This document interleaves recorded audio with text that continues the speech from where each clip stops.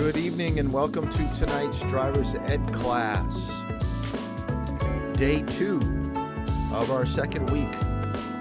Tonight we are going to talk about vision, communication, turning, but we are also going to wrap up the topic of car safety and what do we have available to us inside our vehicle to allow us to be safe as we drive.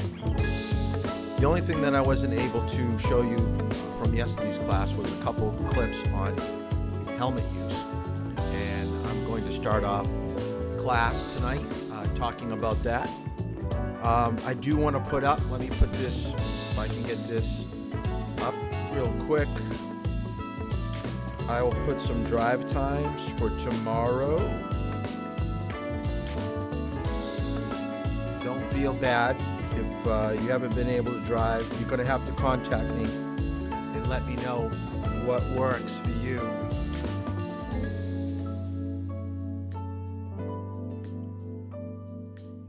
So I have 4 slots for tomorrow. I have 10:40, which I think Ben, if he's on, he drove. I don't know if anybody else has that time. I could do 1 o'clock if someone's got a 1 o'clock. I do have a 2 o'clock appointment. Then I've got 3, 4, and 5 open for tomorrow. So whatever that 10:40 period is, if someone wants to take it, you've got to let me know later tonight at the end of class. But that's what I have open for tomorrow, and then we'll work on Friday, Saturday, Monday during tomorrow's class.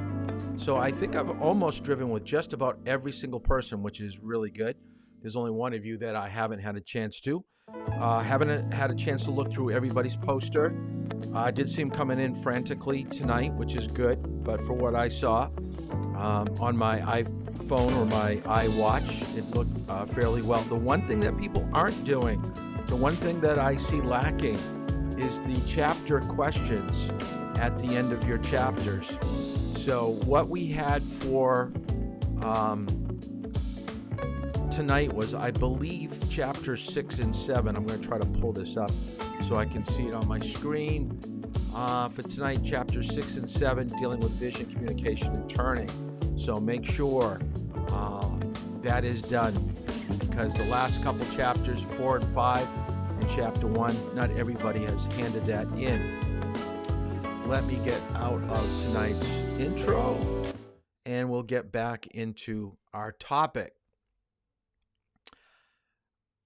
From now on, after tonight's class, we're getting away from safety and understanding the highway transportation system. Everything else from now on coming through the topics will deal directly with you learning to be a better, safer driver behind the wheel. So now we've talked about the car, we've talked about getting ready to drive, we've talked about registration, we've talked about titling, we've talked about getting your test. So we've got a good foundation of what it's going to take to get a license, to have a car, to be safe in the car.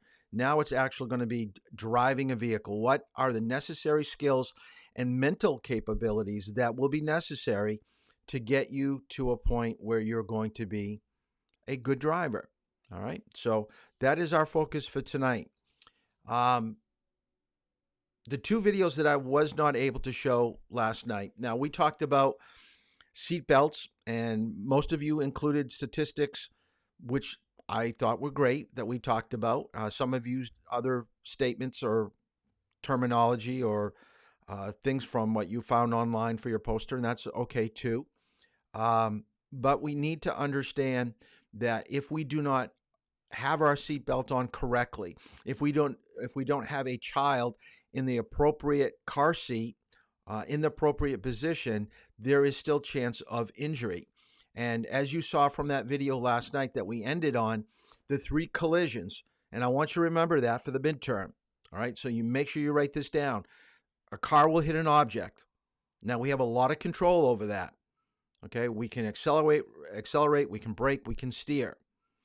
Then your body is going to hit the inside of the vehicle.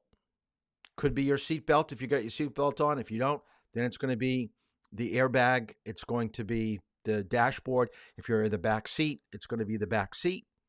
And then the third collision is your organs hitting the inside of your body cavity. That is where we have no control over, and you can still do a lot of damage, okay, to your body in a high-speed crash, even though you've got your seatbelt on and have an airbag, because those organs are still going forward. Now, the terminology, and I don't know if I mentioned it last night with an airbag, and I do want you to write this down.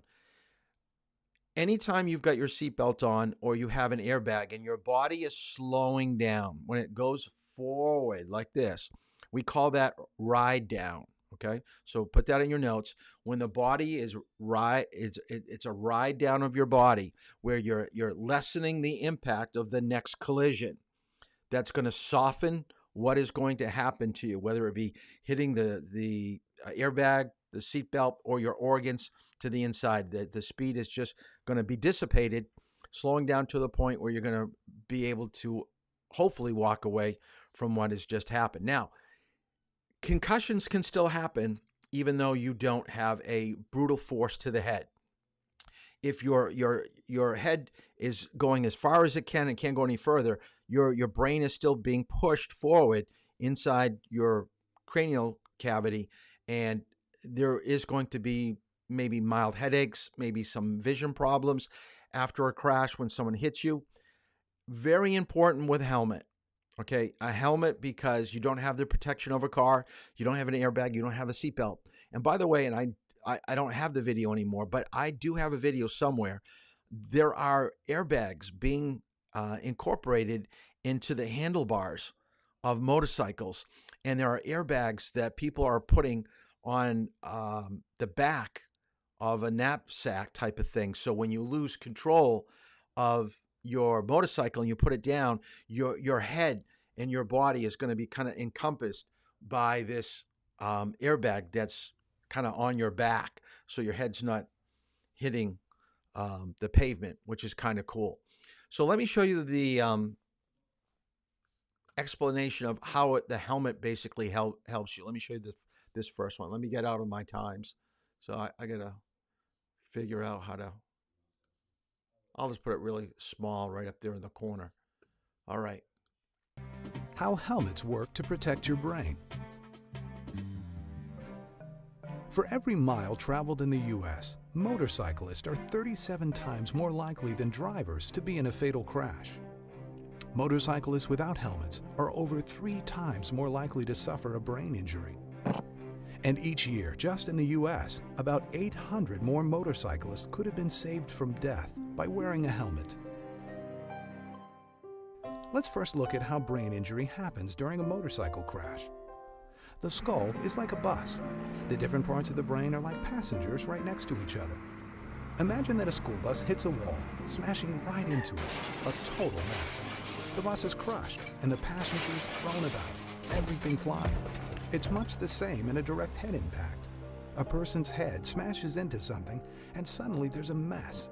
Blood everywhere, and inside the skull, torn tissue and broken blood vessels. The damage is obvious. But suppose the bus driver somehow managed a panic stop. The bus looks okay, no damage to the outside, but inside there'd still be a mess. Kids and their stuff everywhere, lots of cuts and bruises. The force from that panic stop would reach inside the bus and rattle the contents, while leaving the bus unmarked. The same has been seen in helmeted head impacts. If a severe impact overwhelms the helmet, the face and skull might look okay.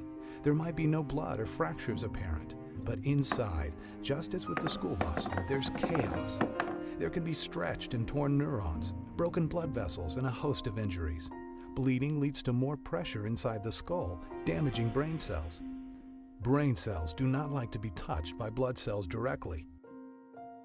These injuries can result in serious health and behavioral problems, and even death. But say the driver is really good. She sees the wall and applies the brakes firmly but carefully. The bus slows to a controlled stop just short of the wall.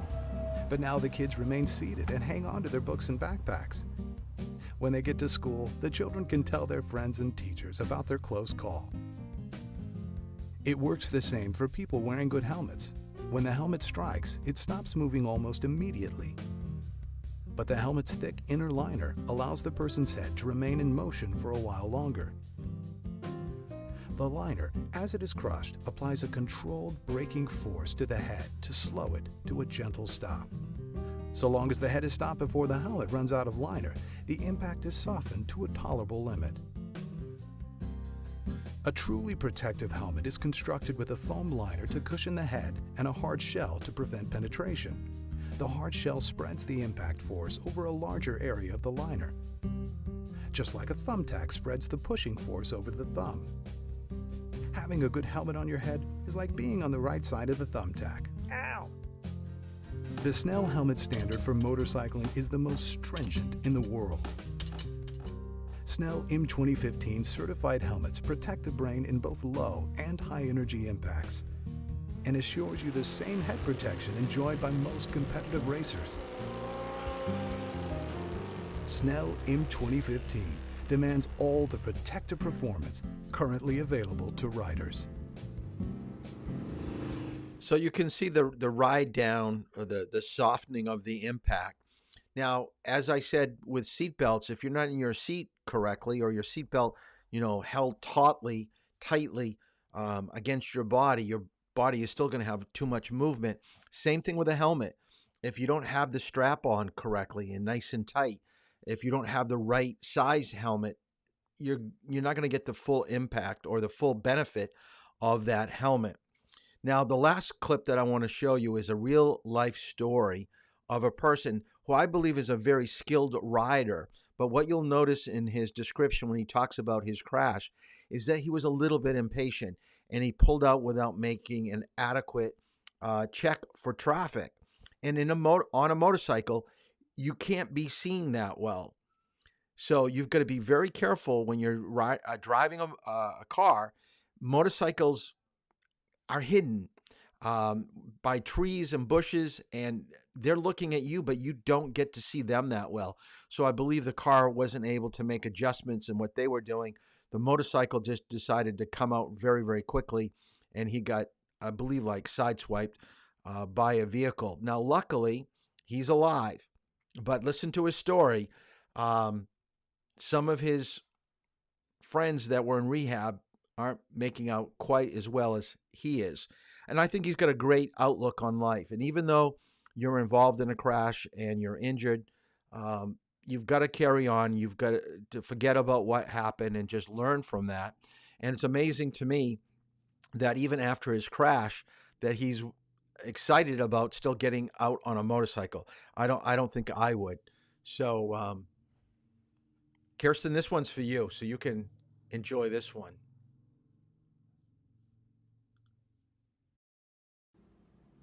Hey YouTube, it's Brian. Today's video I feel is very long overdue.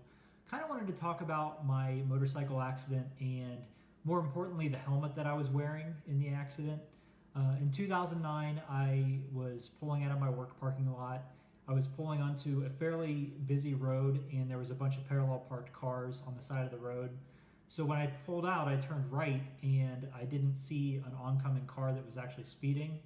And right after I pulled out, the road started to curve. So what happened was I pulled out, saw this car coming, floored the bike trying to get out of the way, and got a little too close to the curve, the actual curb of the road. And there were a bunch of trees on the side of the road, and I happened to tip the bike over against the curb and slammed headfirst into a tree. I was doing about 35 miles an hour. Not anything crazy fast, but this is what happened to my helmet after the accident. As you can see, I caved in the entire top of the helmet. As a result, this broke my spinal cord, and from the chest level down, I'm now paralyzed. So I know you're probably thinking, why would I want to listen to a guy who's paralyzed talk about helmet safety? Well, there's quite a few reasons. First being that I have zero brain injury. That was the biggest thing. My injury is completely physical, which has allowed me to do a lot of things. Obviously, I can still work. I co-manage a group of over 30 people. I can actually still take care of myself. I can take care of my bathroom routine. I can get myself dressed. I am fully independent. I'm married. I have a beautiful wife. I have a great job. I have, a sports car. I like to autocross my car, which is a form of racing, and I do that quite a bit. I still work on cars. That's something I've always really loved to do. So there's a lot of things in my life that I don't think I would have been able to do had I had a brain injury. As you can see, I wouldn't have even had that chance had I slammed headfirst into a tree. I would have been completely dead. There was no way that I would be sitting here talking to you today. I actually went through rehab with a guy who had a similar accident. He was going through an intersection on his bike. A car was coming through, ran a red light. He slammed into that car, flipped off his bike, and he didn't have a helmet on.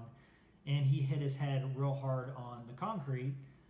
He was not the same guy that he was before. It basically knocked him back to third grade. When he was in rehab, he was tripping over himself. He was rambling. He would just start talking, gibberish. He just wasn't present. He wasn't himself.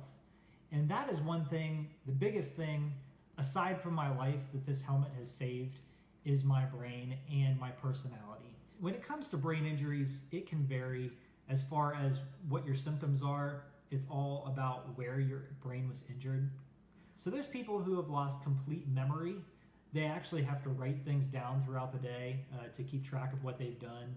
If they went to the bathroom, if they just anything throughout the day, they're actually writing it down. Their speech can be impaired. All these things are preventable from wearing a helmet. There's a lot of people who were married and they ended up getting divorced as a result of their brain injury because they might be very hard to take care of. Or the other thing is, since their personality is so much different, there's women that have said, this isn't the same man that I married. That is one thing that I feel like I still have. I still have my personality. I'm still the same person. I can still joke. I can still do everything, mentally that I could do before my accident. Obviously, there are some restrictions from a wheelchair, but I've overcome quite a bit of stuff. I even, believe it or not, I even modified my motorcycle to ride post-injury. It had little legs that folded down and a electric shifter. So what I would do is I'd push a button, the legs would fold up out of the way, and I would ride again. So that was one thing right after my injury that really kind of kept my mind out of the dark side. Obviously, I had a couple times where I thought about committing suicide. I didn't think that I could live my life from a wheelchair, or at least not have a quality, life. I've found that that's complete bullshit. I have a great life. Like I said, I've got a great wife. I still hang out with friends. I still go on vacation. I still go swimming. I still do pretty much everything that I used to do. I just do it a little bit differently. So that's really all I wanted to share with you. I know people that ride motorcycles are extremely hard-headed. I was one of them. My accident, I thought, if I ever got in an accident that I would break a leg or I would break my arm. I never imagined that I would smash into a tree and be paralyzed. But then again, if I hadn't been wearing the helmet, I would be dead. That would have been end of story for me. And I don't have the brain injury, like I said, so I can still do everything that I did before, just a little bit differently. Another thing I've still been able to do is watch my niece and nephew grow up. Just to see them from a little baby and the toddlers they are right now. To watch a child grow is just an amazing thing. I think, if I was already a father, there's no way in hell I'd be on a motorcycle myself. But think about that. I mean, if you got killed, who's going to take care of your kids? And do you really want them growing up without a father, or growing up with a father with a brain injury who can't take care of them? I think that is the biggest reason. If you are going to choose to get on a bike, you need to get a helmet and you need to wear it. Don't have it strapped to the side of the bike as you're going down the highway. That's not going to help because anything can happen. That's one thing I figured out. I took a advanced riding course 2 weeks before my injury. I mean, I was a safe rider. I did everything I thought I should. I wore the full gear, and stuff happens. I mean, it's just how it works, especially these days with everybody on their cell phones constantly. Accidents are everywhere around the corner, and if you're on a motorcycle, you don't have a cage around you. You're not in a car. You don't have an airbag. You're pretty much exposed to anything and everything on the road. So that's really all I wanted to share with you. If you have any questions, write in the comments below, and I'll talk to you soon. Thanks a lot. So, head trauma doesn't have to be on a motorcycle. It could be on a moped. It could be on a bicycle. Always think safety first when you're in movement in traffic. You could be a passenger in the back seat of a car and hit your head up against the side window or the door frame, still cause some type of brain injury. Not that you're going to wear a helmet when you're in a car, but you could be in your seatbelt, and that may prevent you from, moving around inside the back part of a car. So I just want to make sure you have a basic understanding of why it's so important to always think safety first, whether it be driving a car, riding a motorcycle, moped, bicycle. So that's our safety unit. If you don't have your poster in, radio ad, make sure you get that to me tonight. Videos will be due next Tuesday. So tonight's topic, vehicle movement and placement of your car. Understanding the science of movement and vehicle placement will create a safer drive for everyone. So what we're going to basically do right here is go over some basic terminology about how your car moves out on the roadway. The movement of your vehicle should tell you something about how you're using your accelerator or your brake pedal. So if you're finding your car is moving to one side, or if it's pitching too far in the front or too much, it's telling you that you're not utilizing the brake correctly or the gas pedal. So there are three terms that I want you to know for the midterm. The first one is pitch. And if you've driven with me, all of you but one have, you know that when I bring you to a stop sign, I want you to stop at the stop line, and I want the car to dip forward. We call that pitch. That's where the weight of the vehicle shifts to the front and then it comes back. That is called a resting stop. That is pitch. Now, the definition of roll is when the vehicle's weight shifts to one side. The good example to give is when you're coming off a highway, you take one of those, full circle ramps that goes around. If you're taking that ramp too fast off the highway, everybody in the car is leaning in one direction. That is called roll. The left side of your vehicle is dipping down, the right side is lifting up, or it could be vice versa, where the right side is dipping down and the left side is lifting up. Now, of course, if you've got a vehicle like a Jeep or a truck that's on a lift kit, your center of gravity will be higher. And if you come around corners too fast, there's always a chance that you could, and this is where we have the term rollover, that your car cannot, center of gravity keep you grounded on the pavement, and the car will start to flip. Now, yaw is a little bit more difficult to explain. This is where one of the back tires will lift up and more pressure or more force is coming to the opposite tire in the front. So if your back right tire is lifting up, the front left tire is probably dipping down.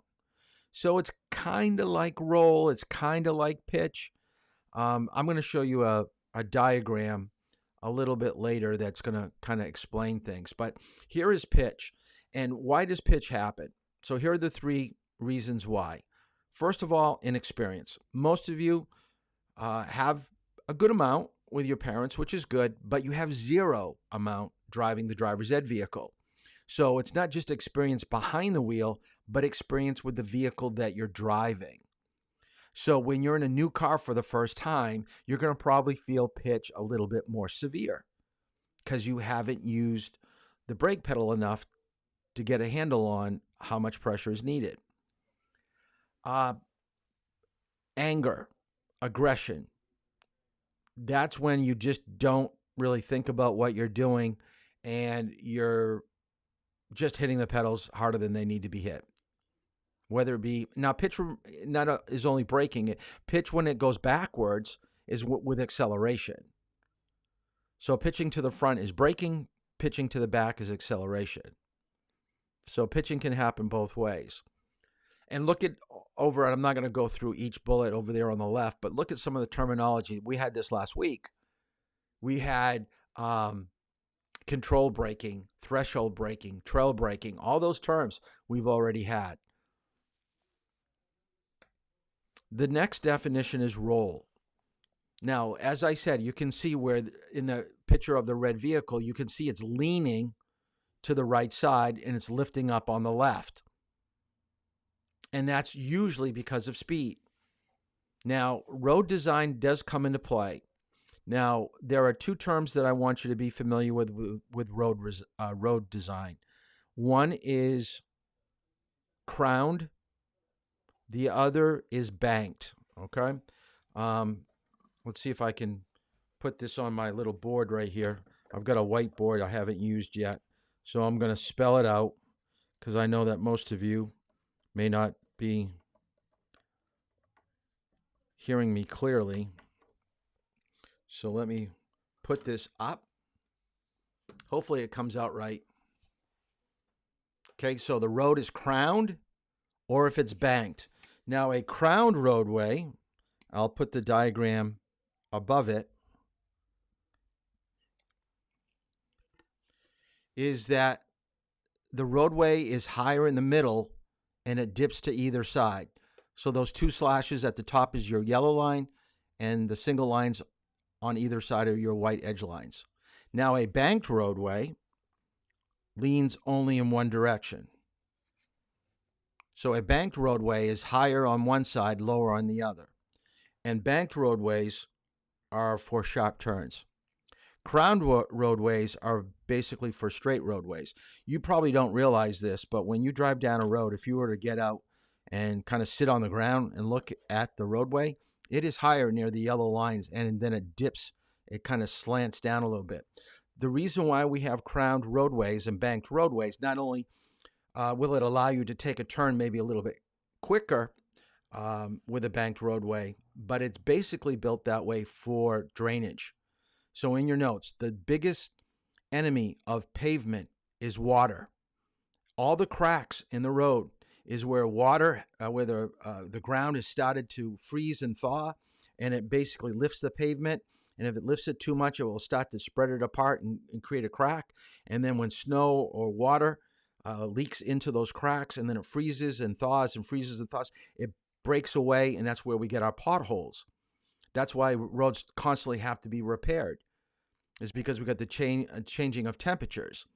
So we have to build our roadways better, and we have to build them a certain way so the water will drain off to the side. The last term, and I'm going to go through this real quick, is yaw. And this is what I was trying to explain, where the front tire goes down and the back tire lifts up. And this is where you get a spin out. So if you want to write down yaw is the beginning of a spin out. This is where your back end is going to fly out away from you.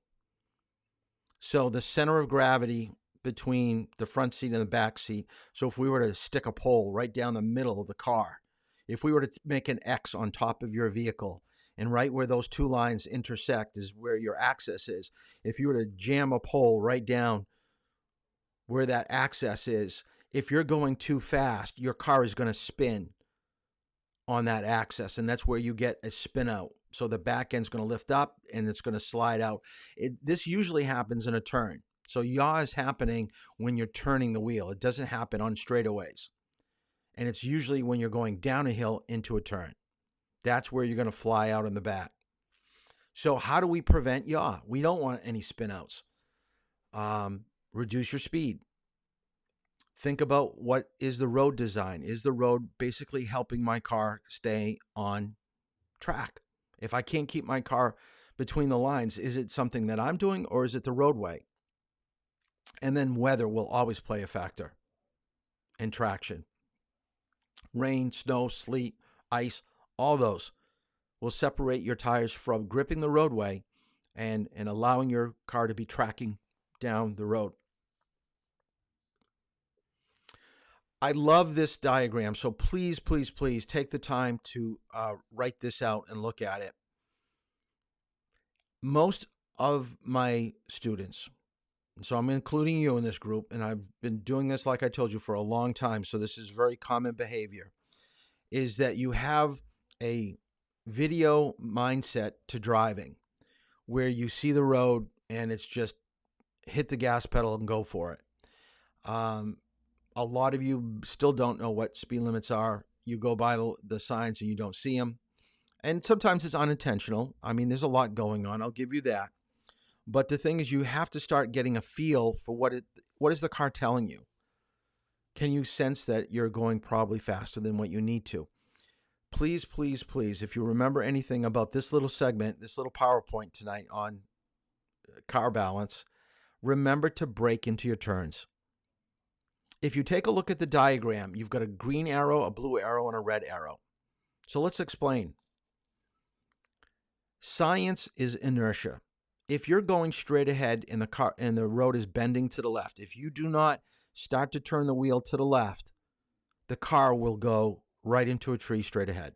It'll go right off the road. So we have to do two things to make this turn. We must brake and we must turn the wheel. All right, so we have to do something inside the vehicle to make this successful. Now, the green arrow is where we want to go. We see the road. We know where the yellow line is. We know where the white edge line is. So we're looking where we want to go, but science is still trying to pull us, if we're going too fast, is trying to pull us straight into the tree. It's trying to go off the road. So what usually happens, you don't go straight ahead because you are turning the wheel a little bit and you are braking maybe a little bit, but not enough. So you're ending up at the blue arrow. You're splitting the difference between where you want to go and where science is going to probably try to take you. And we definitely don't want the blue arrow either because we're going off the edge of the road slightly. So we have to input more braking to go along with our steering. So what I want you to write down, and you can see a little arrow with the word apex. And rather than use the word apex in your diagram, write the word middle. Once you get to the middle of your turn, and I'm talking about the middle of your car or the back of your vehicle, not the front of your car. You're not braking till you get to that arrow. You're waiting till your car gets halfway through that spot or all the way through that spot. I like braking all the way through and then accelerating when I am facing forward in my lane. So if you let go of the brake before that apex or that middle arrow, you're going to go closer to the blue line. You're going to go way too wide. And some of you, I've taken you out on roads your first time out. I've noticed a little bit going towards the blue arrow, a little bit too wide. So it's a little bit more brake and introducing a little bit more steering. And while your tires are doing this, and this is what the diagram to the left is doing, it shows you that your tire is slowly pulling away from the rim of your tire. So the rubber part of your tire is sealed on the rim. There's some type of adhesive that keeps it on the rim ever so slightly so we can put air into it and the tire is going to stay inflated. But when you start to take turns too fast, there's something called flexion, which is creating the side of your tire to bend. The bottom picture is showing you that there's too much bending or flexion, and it's causing wear and tear on your tires and pulling away from the rim, which is causing air to leak from your tires. So not only are you making bad turns, but you're wearing out your tires a lot quicker than they should be wearing out from. So if you want your car to last for a while, tires last for a while, be reasonable with your speed, especially in turns. I'm going to go through this real quick. This is part of the New Hampshire curriculum. They like some of this terminology. I'm not a big proponent of this, especially if you've got a little bit of driving under your belt. So this is really more for people that are having a problem with focusing and keeping their car centered in their lane. So real quick, let's kind of go through some of this terminology. So please write down the word target. What the state wants you to know is that when you're driving, you should be looking as far down the road as you possibly can. You should be looking about 20, 30 seconds, all the way up where that little circle that says target. You do not want to be looking straight in front of your vehicle. Most people that are only looking 10, 30 feet in front of their vehicle are constantly making movement with the steering wheel to keep the car going where they want it to. Those that are looking way up, way up ahead, do very minor adjustments to their turning of the steering wheel to keep the car going. And it's very smooth and it's very centered. So find a fixed object and try to steer towards that. Where your vehicle travels during that time is called target path. So if we were to put a spray can underneath your car, as you're going towards your target, you are spraying that nice green path from your left tire to your right tire. That is centered in the roadway. Now, if we use the steering wheel like a face of a clock, you're basically, the bottom picture is taking 12 o'clock, where that black strip is, and you're lining it up to what you think is in the middle of your lane. Now, most of you are already doing this, but if you are having problems centering your vehicle, this is a technique that you can use. Imagine where 12 o'clock is, and kind of just like looking down the barrel of a rifle, there's what they call a sight line. And you try to put your marking on that sight line to line up with what you're trying to target and hit. So the car is basically doing the same thing. Now, if you take a look at this picture for what it's worth, if we keep going in this position where 12 o'clock is not pointing to the circle, I believe it's pointing right to that mailbox. So let's just say that you're on your cell phone and you don't have your steering wheel targeted up to where it should be going. You will go off the side of the road. And this is what's happening. People lose sight of where they need to be traveling when they're looking at something else. So this car is definitely going to go over the yellow line and into oncoming traffic. So they need to readjust and move back to the right. Now they're back on center. So now everything is fine in the world of driving.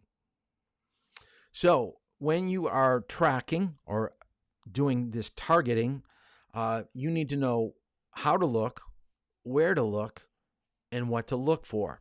Because if you're not using your eyes adequately and appropriately, it doesn't matter what is happening with driving, because you're going to go off the side of the road. So we have to be constantly looking for where other people are coming from, where there are going to be situations like intersections, crosswalks, and traffic lights. And we've got to always assume that something is there. Just because we don't see it doesn't think we're not thinking about it. We're thinking about like a traffic light. Just because it's green doesn't mean it's going to stay green. We have to think it may change. So if it's going to change, and I think it's going to change, what am I going to do at what point? So it's not only looking where and what, but what we think is going to be happening up ahead. Now, one of the problems with targeting is what happens when the target starts to move. Like we want to make a right turn at that traffic light. So right now we're targeting down the middle of our lane, which is the left lane, but we need to make a lane change over to the right. So where would you be focusing your attention? You probably would be focusing it probably to the back of that pickup truck near his license plate, because the truck is tracking in the middle of that lane. So if you want to get to the middle, to the right lane, you're making a lane change and you're changing your target that you're looking at. This is going to allow you to what we call slide or drift over to the next lane that you're trying to get into to make a turn. There are a couple what we call acronyms, LOS, POT. Okay, I want you to write down LOS stands for line of sight, and POT stands for path of travel. So we're going to start using, this is all part of the New Hampshire driver's ed curriculum stuff.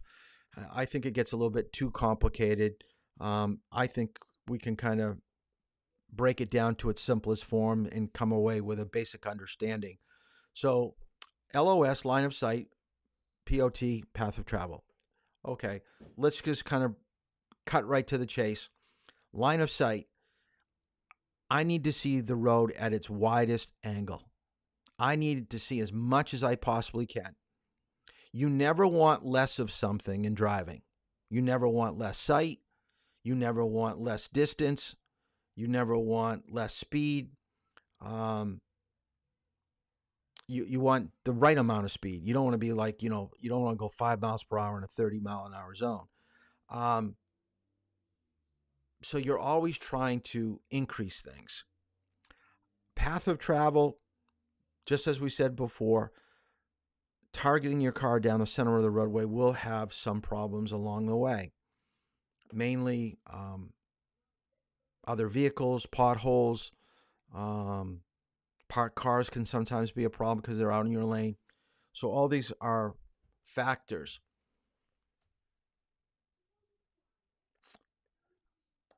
So let's get right to line of sight. And I don't want you to write every single thing down here. So only thing I want you to write down is your vision is affected by the environment. Okay, so vision is affected by your environment. Makes sense, right? If it rains, hard to see out the windows. If it snows, hard to see out the windows. You can't see all the way around curves, hills, intersections. You only can see what is available to you. So slower speeds and changing the position of your vehicle will help get you around corners. Buildings, bridges, fences, trees, bushes, signs, anything that blocks your view will create a problem when you're out driving. When other vehicles are near you, whether you're moving or parked, will maybe hide other vehicles, like downtown Durham. Some of these larger trucks that angle park are hiding smaller cars that are just beyond them. Stop vehicles may be hiding a pedestrian at a crosswalk. So all these things come into play with driving and looking and knowing where things are coming from. We kind of already talked about that part. Path of travel.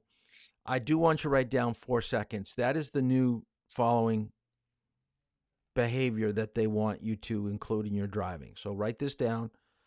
It's changed over the years. When I first started teaching driver's ed, they said you should stay 2 seconds behind somebody. Then about 15 years later, it changed to 3. Well, about 2-3 years ago, they moved it up to 4. The reason being is that people are traveling faster than they should. People are not braking when they should, and we're finding more crashes. So how do we prevent crashes? Have better following distance. More following distance, you don't hit people in front of you, and it does give you a chance to look better to the left and to the right. Now that it's getting warmer, look out for pedestrians, animals, bikes. I think I talked to somebody today when we were driving. The worst thing that's ever happened to me in the driver's ed vehicle is that we hit a dog. Okay, could not see it. Came chasing after something, and before you know it, it was like 10 feet in front of us. Student couldn't hit the brake. I couldn't hit my instructor brake. We couldn't turn the wheel. We just didn't have enough time to do it. So you've got to be careful when you see animals, because at the blink of an eye, they could be doing something totally different than what you thought they were going to do. And it wasn't our fault, and we weren't blamed for it, which is good. But we always try to miss any. Let me explain this about animals, because I'm sure we're going to encounter it now that it's getting warmer. Anything that belongs to an owner, a cat, a dog, we're going to try to avoid it. But we're not going to hit other cars or pedestrians just to save a cat or a dog. I'm sorry. Human life is a little bit more important than an animal.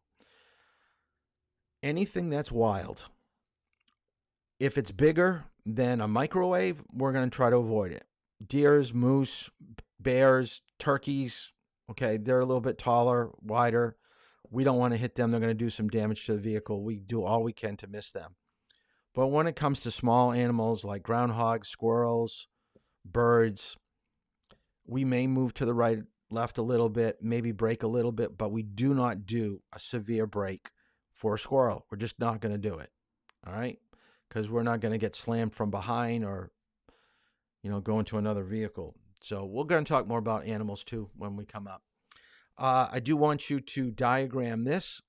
This is the zone locations around your vehicle. So you take a look at where the line is in the middle, where it's just at the top of the car near the front windshield. That is basically, and let me get out of here for a second. So anything that's in front of you, so I'm going to move my hands in right here. So anything from my shoulders in, when I turn my head, I'm moving my fingers right now. I can see my fingers moving. That's 180 degrees. So that's the front of our vehicle. Anything that's beyond where my fingers are moving, we're going to have to pick up with what we see with our mirrors. So your left rear would be your left side mirror, right rear would be your right side mirror, and then you're going to see mostly in your rear view mirror the back where it says rear, and a little bit left, a little bit right. Okay, it's much more difficult to totally be aware of what's happening behind you than in front of you. So this is why you constantly have to be using your mirrors when you drive, especially when you have multiple lanes around you, like on a highway or a downtown area. So I've been trying to implement some of this into your driving, but the more that we get around lesson 4 or 5, I'm going to be on you a little bit more. You've got to be using your mirrors more. I'm not going to go through a lot of this. This is just using your eyes, seeing where people are. If you look at the picture real quick, I'll do it right now so we don't spend a lot of time on it. But if you look at the picture really, really quick and try to find anybody that's outside of a vehicle, so we're talking near vehicles or on a sidewalk or crossing the road, if you look real quick, you may see a couple, you may see 3. But if we were to blow this up, and I've actually taken a look at this, there are actually 7 people outside of a vehicle that are moving around in this driving environment. And most people don't see them. The ones that come to mind are the 2 that are off to the left. There's a guy to the furthest point of the left that's walking towards the open door. And by the way, there is somebody in or right next to the truck. He's standing, reaching up to that ladder. A lot of people miss that. And what I want you to think about, if that person has that door open, which is very close to the white line, and that person's walking to the door, there's a good chance if you take a look at the oncoming vehicle, he's already started to move towards the yellow line. There's a good chance he's going to be on it or over it in a moment. Now that creates a problem for you. So now you're going to have to move closer to the white line or closer to that red vehicle as he gets closer to you. So you're constantly seeing what the oncoming cars see and how they're going to react. I do want you to diagram this. This is a little bit more complicated. I'm going to go from the far left and move up with the definitions, okay? So why would these vehicles be in these positions? So the furthest vehicle to the left is smack dab in the middle of the lane. He's got equal distance between the white line and the yellow line. We call that the center position. When we move up to the next 2 cars, one car is on the yellow line, the other car is on the white line. We call that left of center and right of center. The reason why we are in these positions is because we're getting ready to make a left turn or a right turn. There could be a pothole. There could be a bicyclist in the road. There could be a person that is getting close to the yellow line because, like we saw in the last picture, there's a person getting into a vehicle. And then the 2 vehicles that are over the dotted line mostly, and mostly over the white line, is far to the right and far to the left. These are for extreme situations. These are what we call emergency positions, to get far away from an obstacle that we think is a threat to what we're doing. All right? So when we drive, you may hear me say, okay, center your car. Get in the center of your position on the roadway. Okay? On this next turn to the left, get close to the yellow line. Go left of center or go right of center. You're going to start hearing me use some of this. Go far right. Go over the white line. Go far left. Go over the yellow line. Okay, there are differences when you're using this. Sometimes people should be using far left when they only go left of center. So it just takes practice of knowing what position that you should be in. Now, the next thing that I want to talk about is your eyes. one of the first things that they do it is the first thing that they do after they collect your paperwork for your license. You don't get a license unless you pass an eye test. So you're getting a license starts with an eye test. So if your eyes are not very good right now, I would recommend getting my eyes tested. But driving starts with what you see through your eyes. If you don't see well, you can't process and understand and make judgment about what things are happening. So these are some of the different aspects of vision that we're going to be talking about in just a moment. So there are 5 terminologies. I do not want you to worry about all the definitions, but the first one I do want you to write down. Visual acuity is so important to getting your license. It's seeing things that are in your driving path clear and sharp.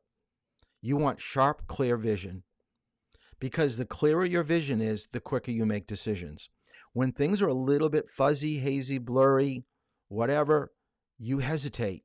You question what you see. That's not good for a driver. You got to think quickly, react quickly. So here's an example. Traveling at 30 miles per hour with 20/20 vision, that's very good eye vision. That's what you really want to have.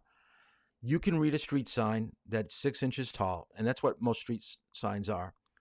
You can see that street sign from 180 to 225 feet away. If your vision is bad, 20/40, okay, it's really cut in half. Your time distance is more. You're going to have to be 4 or 5 seconds away. And it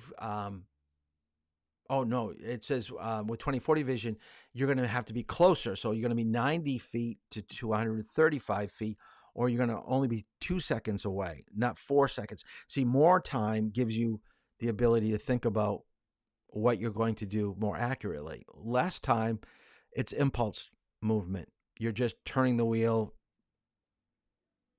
willy-nilly. Whatever you think is good for that particular time, you're turning it.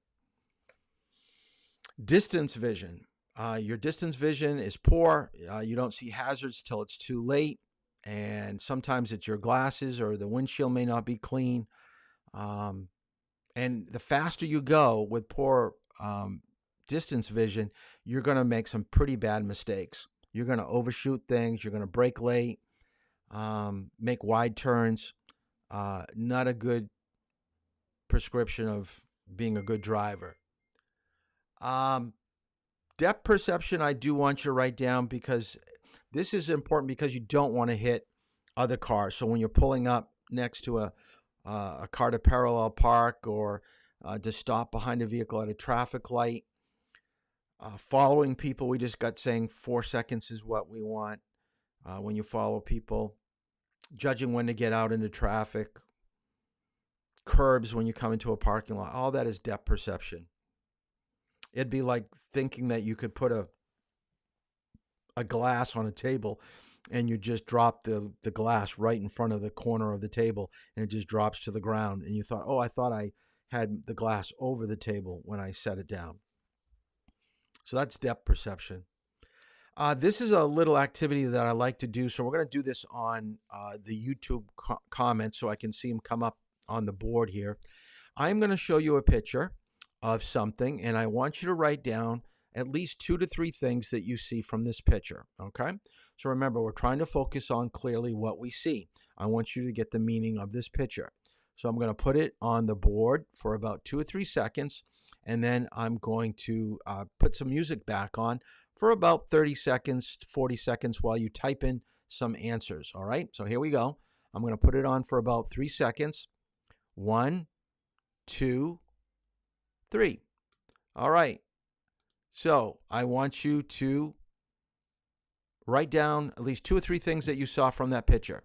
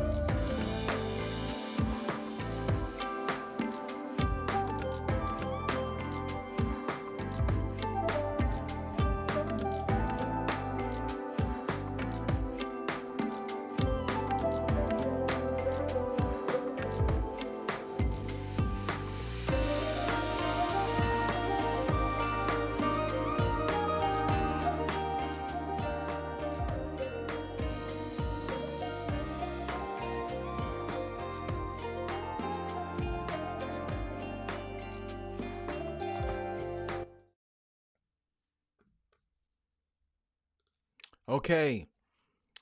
Most of you did a very good job of writing down things that you saw. And actually, what everybody wrote, I'm looking at some of the answers. I'm going to read some of them. You can see them there. A lake, two people, rocks, a man and a woman, an ocean, a tree, a lake, two people, big tree, people standing together. Okay, we're getting branches, stump, trees, lakes. So you're doing a good job writing down everything that you saw. But if I was to ask you what was the essence of that picture, what was that picture truly of? You'd probably say a very scenic lakeside or oceanside view of a couple just contemplating their life together. I mean, that's what we probably would come away from looking at that picture, because they included the two people and included the, water and the shore and the tree and everything. But wonder if I told you that that picture was not really about what you wrote down.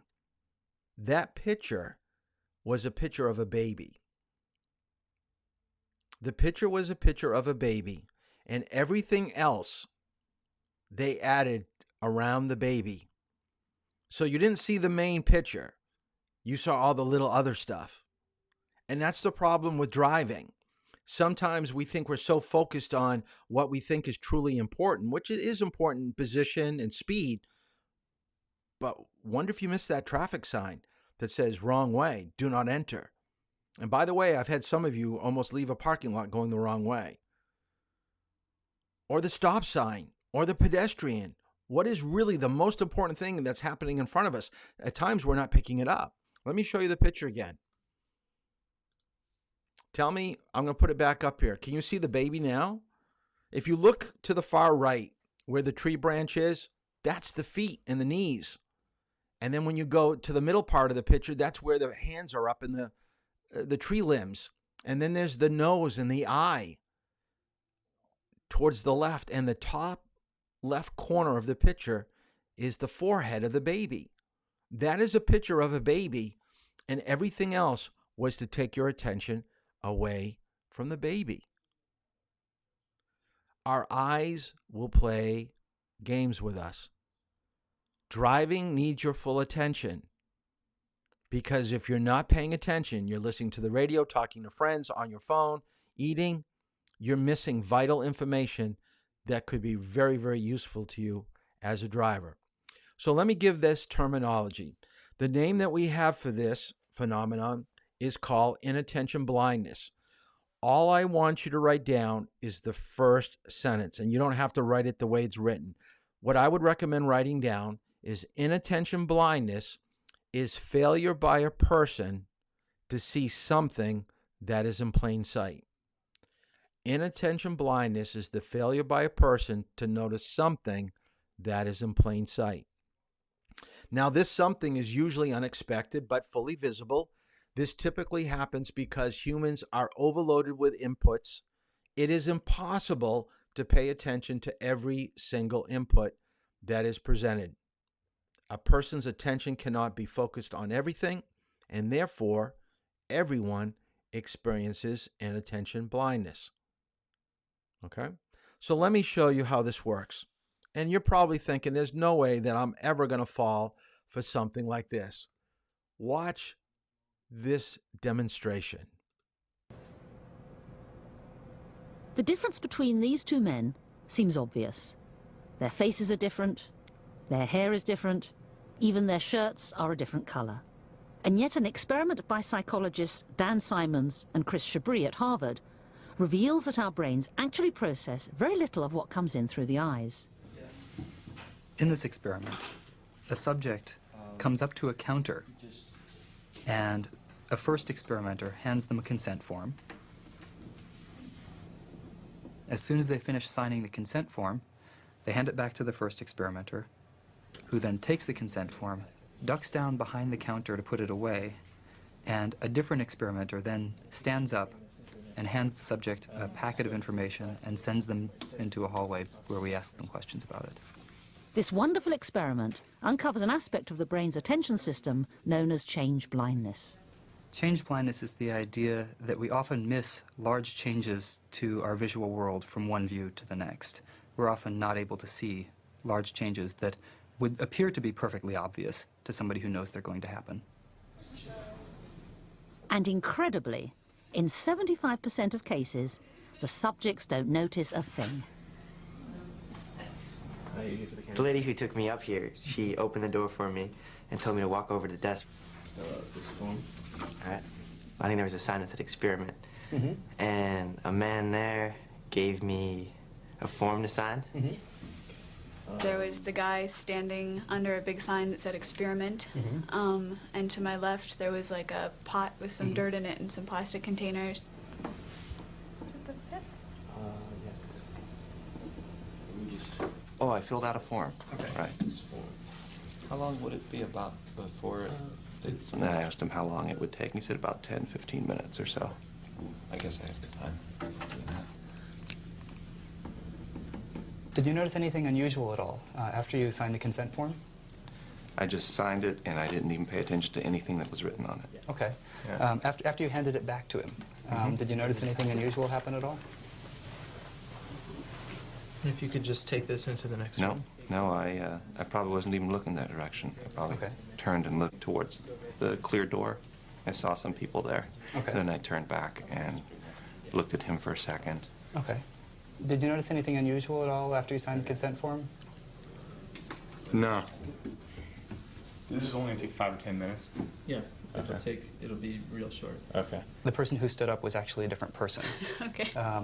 I gather you didn't notice that that was different? No. A different person actually stood up and handed you this form and sent you out toward me. I gather from your action you didn't notice that? No. Okay. Don't feel bad about that. Actually, most of the time, we find about 75% of people don't notice. You serious? Yeah. The person who stood up with the packet was actually a different person Wow. than the first person. That is incredible. So I gather you didn't see it then. I didn't catch that, no. Okay. What's really interesting is that some people notice these changes and other people don't notice these changes. Okay, if you could just take this. And we really don't yet have a good idea what separates those people who don't from those people who do. It might be that there are individual differences and some people are better able to detect these sorts of changes. But it's also possible that it's just coincidence, that the people who noticed it just happened to be focusing on a feature that changed. They just happened to be paying attention to the color of the person's shirt. Take this into the next room. And the people who failed to notice it just happened to be paying attention to something.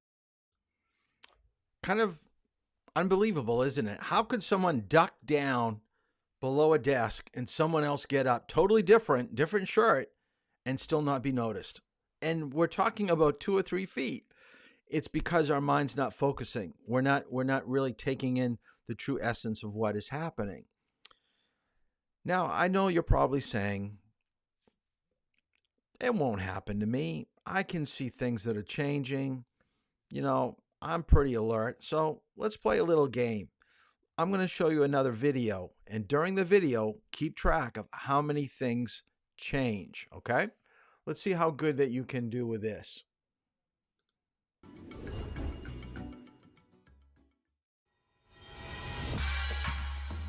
Watch this next sequence carefully.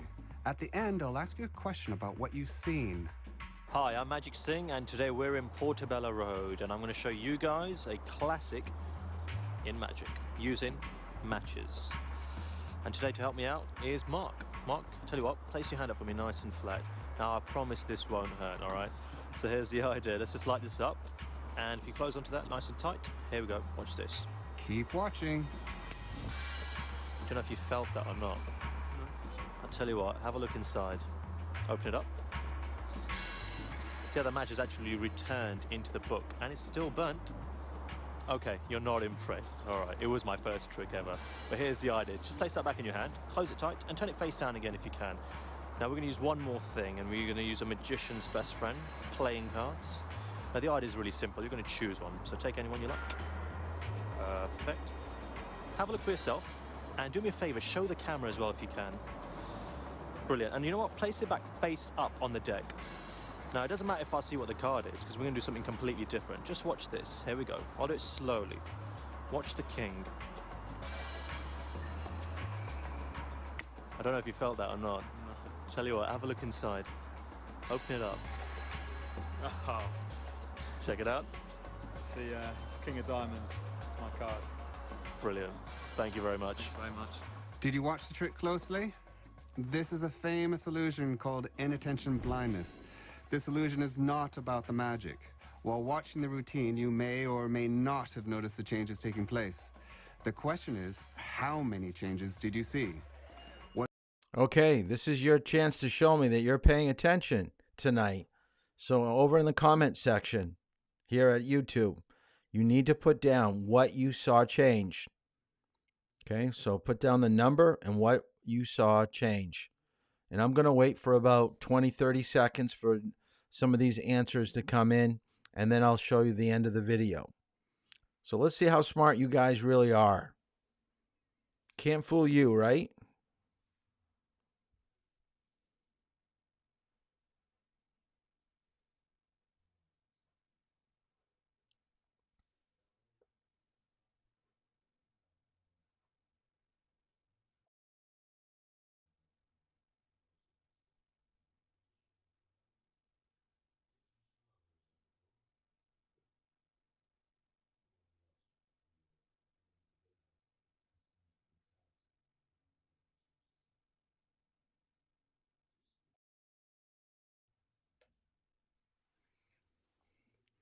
You guys are good so far.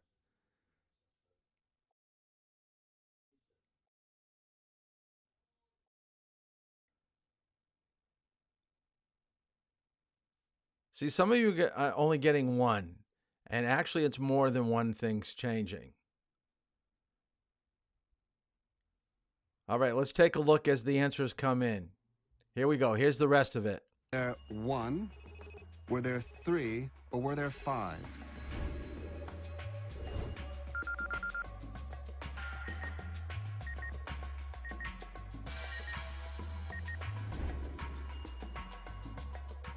The answer is there were three changes. The first change was the red hanky to a green one. The second was his shirt swapping to a t-shirt. The last was his assistant becoming a completely different person. How many did you see? So why is it that you didn't see these big changes? And the reason is that the brain receives so much information on its eyes that you can't see everything simultaneously. So instead it picks and chooses according to what it thinks is important. If you change something that it doesn't think is important, you just literally don't see it. Okay, I'm going to show you one last, this is kind of an overview, how the human mind works, trying to pick things up. So what we're trying to do now is realize is that when we're probably at our most vulnerable state, meaning we're tired, sleepy, we're under the influence of maybe prescribed medication like for allergies, or even it could be illegal like alcohol or some type of smoking pot or something like that. When you're less than your best, when you're driving, the chances of missing things are magnified. So what we've got to realize, even though let's say that you're driving on vacation, your dad says, can you do a 2-3 hour stint behind the wheel for us?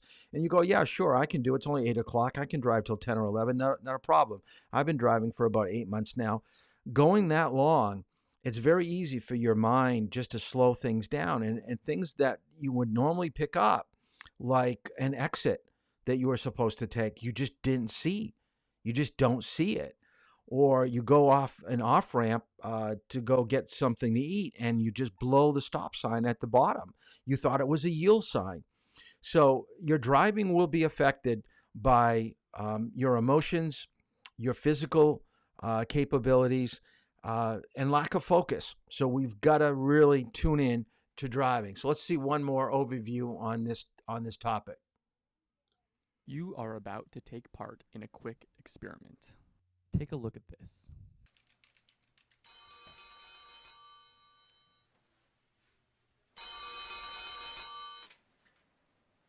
Okay, now, did you happen to notice anything odd? Watch again.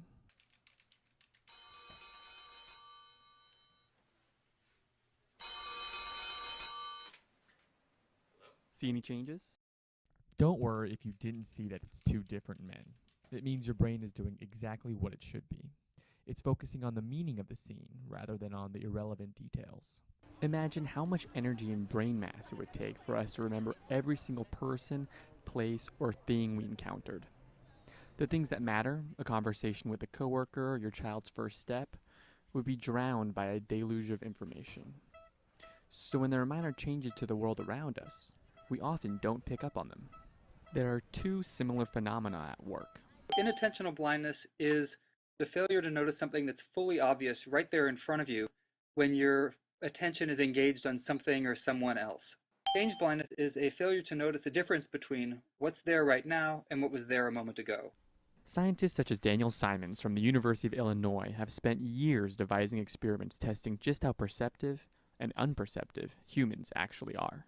So we feel like we're aware of everything, that we're taking in all of the details, and that if something important happens, we'll automatically notice it. It'll capture our attention. The reality is that we often don't notice unexpected things because we're aware of far less of our world than we think we are. So how much or how little are we actually aware of? We decided to recreate one of Simon's most famous experiments to see for ourselves. Here's the setup. Our senior series producer, Vin, poses as a lost pedestrian and asks a passerby for directions. Excuse me? I'm looking for the skyline. Then, we break the two up, walking through them holding a large sheet of wood. Now watch as I replace Vin. You might think people would notice the switch, but almost half the time, they didn't. Of course, that means more than half the time they did. We only tried the experiment 9 times, and by no means was it good science, but we were surprised 4 people didn't notice the switch. In Simon's original experiment, 7 out of 15 people didn't either. So what determines whether or not you can figure out the switch? When you look at another person, you encode what's relevant for what you're doing right then, in that case, giving directions, and you don't pay attention to the details that are irrelevant, say what color their shirt is or exactly how tall they are. As long as you are able to make sense of the meaning of the scene and roughly the main categories of that person, say their height, their age, what race they are, what sex they are, as long as those important things don't change, the meaning of the scene really hasn't changed and you're not going to notice that anything's different. Scientists have documented inattentional and change blindness since the 1970s, and while they allow you to focus your attention, this failure to see every detail can prove costly. Drivers often cause accidents because they overlook quick changes to their environments, such as pedestrians or cyclists. Faulty memories can wreak havoc during eyewitness testimony. The goal of vision isn't to build a photograph or a complete model of the world in your mind. The goal of vision is to make sense of the meaning of the world around you. Being aware of our limitations can help us adapt and compensate for them, allowing us to do things that prevent the really negative consequences that can happen due to failures of awareness. For example, Simons thinks that people might be willing to put away their cell phone when driving if they just understood the limits to their attention. Juries might realize that eyewitness testimony is far from ideal. And the next time you and a friend are fighting about the details of a past event, it's likely you're both wrong. Now that's something to remember. So I think now you have a better idea of why inattention blindness is so dangerous and why people are making mistakes when they're out on the road is because their vision and their focus of where to look and what the information they're trying to pick up isn't adequate enough. We've got to expand what we're looking at and why we're looking at it and trying to make sense of it. It's more than just keeping the car centered in the roadway and trying to get through your intersections. It's really picking up the small things that could actually lead to some big things like the pedestrian. There are a few other terms that I want to go over before we end tonight. We definitely aren't going to be getting into turning tonight, that's for sure. These are all if I had my laptop in class. That's a fun one. And let me go back to this one.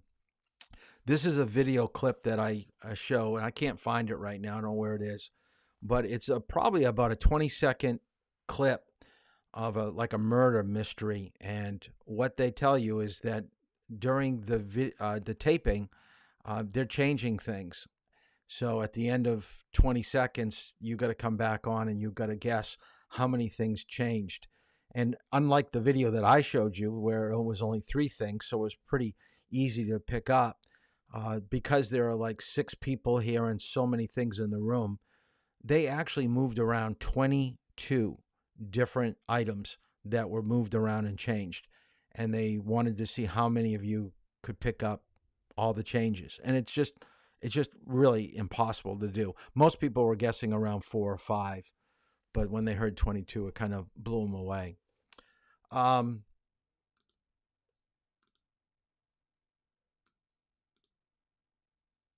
Peripheral vision is what we already talked about tonight, what you can see at 180 degrees. So anything that's off to the furthest ends of your peripheral vision doesn't really give you detail. So what I want you to write down with peripheral vision really only provides you 2 benefits. It gives you the ability to detect moving objects and to see light or color. Okay, so let me get out of here for a second so you can see what I'm doing. So when I move my fingers, so if I was to hold up fingers, I could see that if I had a person right next to me holding up their hand and putting up fingers, I could see that they were moving their fingers, but I couldn't tell whether it was 2, 3, or 4. So I can see the hand, but I can't see detail. All right, so I can see motion and I can see color, but I couldn't read a book that was facing me like here. Okay, I've got to wait till the book comes towards my focal vision, my center vision. Okay, so peripheral vision is important, and that's why side mirrors are there too. Tells us motion and color.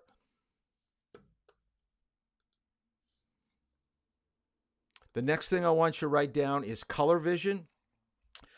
You must be able to recognize traffic signs, signals, and pavement markings only by their position and color.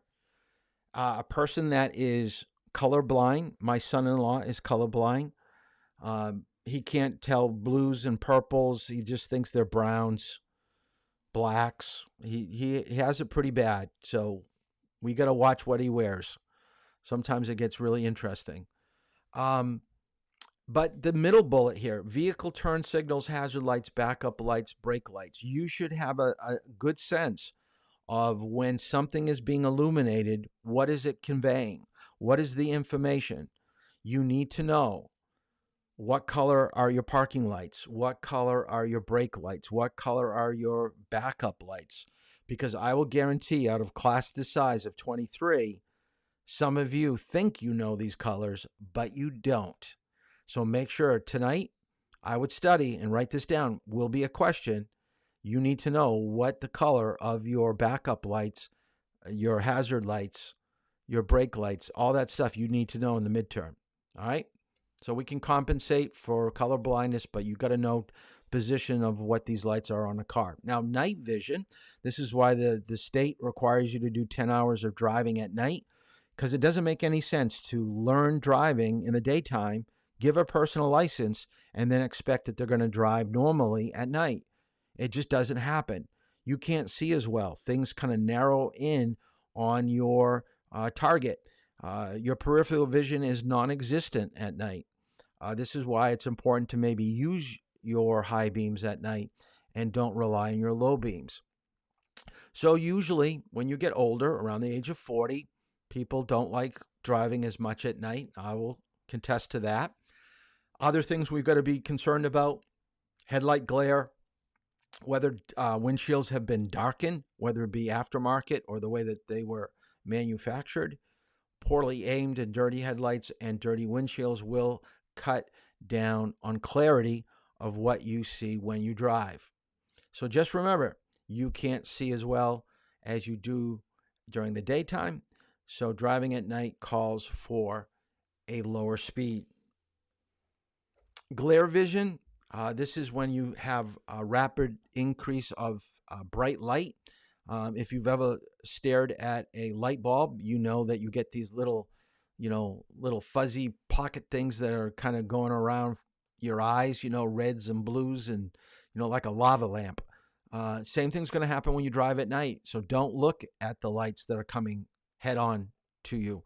Look over to the right side of the road where the white line is. So you're not looking at your target anymore. You're changing your focal vision off to the white edge line.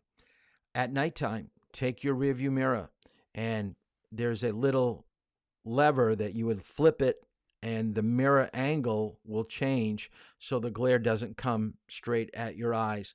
And take your side mirrors. Let me get out of here for a second. Take your side mirrors and tip them out a little bit further. So you're not having, anytime there's glare from the rearview mirror or the side mirrors, is because the angle is getting the light and then refractoring the lights to your eyes. So you need to change the position of the mirrors so you can still see what's behind you, but it's going to be a little bit darker, or it's not going to be quite as severe.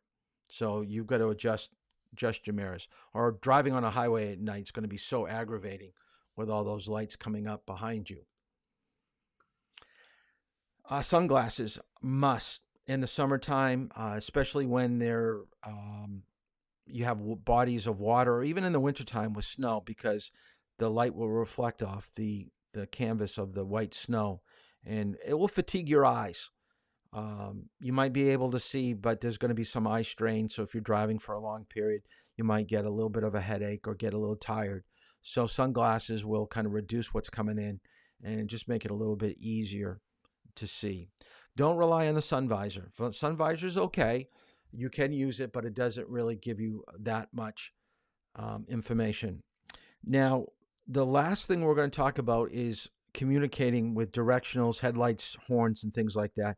So we're going to talk a little bit about communication.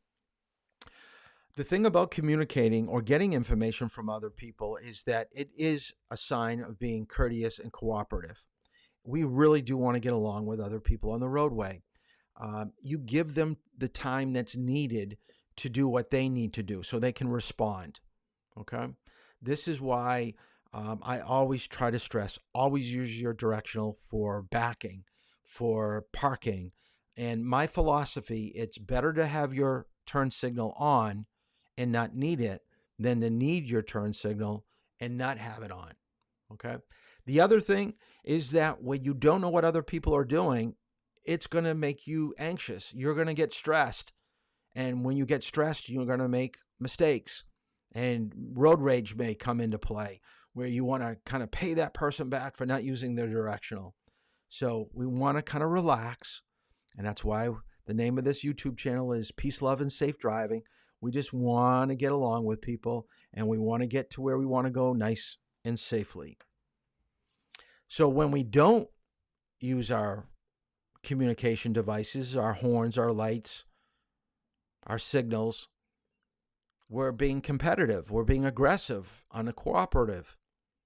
It decreases the amount of time one needs to see and to understand what you're doing.